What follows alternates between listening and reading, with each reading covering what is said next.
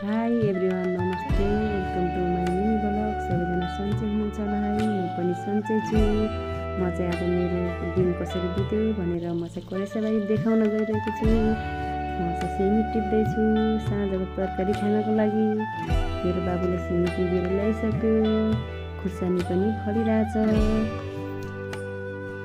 म यताउताको झारपात टिपिरहेको छु। धेरै झारपात थियो बारीमा, सबै टिपे झारपात मैले त्यो फोहोर यताउता राखेर एउटै ठाउँमा जम्मा गर्दैछु। यताउता सबै ठाउँमा राखेको थिएँ, एकै ठाउँमा जम्मा गरेर मैले लगिरहेको छु।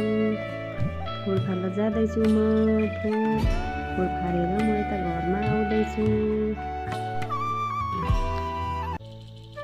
बाबुले मामु सिमी भनेर बाबुले मलाई दिन लागेको छ।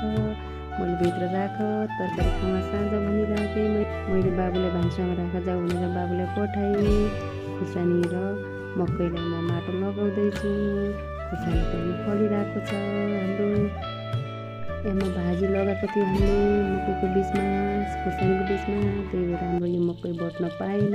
त्यही भएर त्यो भाजीलाई उखेलेर अनि मकै गोड्दैछु।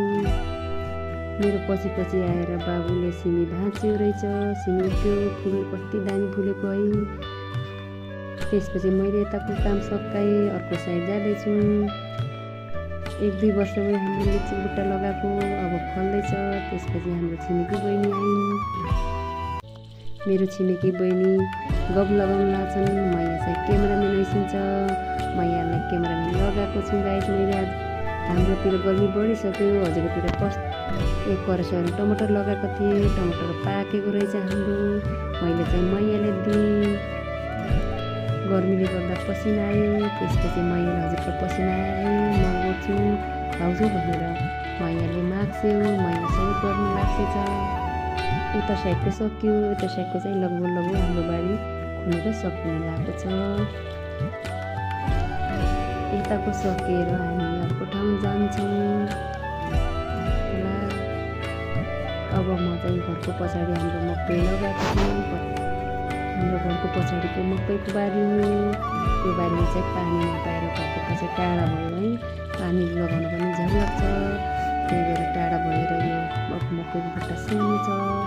अब पानी साँझ हाल्नु पर्ला भनेर ससुरालाई चाहिँ भनिरहेको छु मैले। अगाडिमा हाम्रो लसुन लगाएको थियो, यसको सदुपयोग गर्नु पऱ्यो। त्यसमा घाँस उम्रेको थियो। हाम्रो 2टा खसी पालेका छन् हाम्रो घरमा।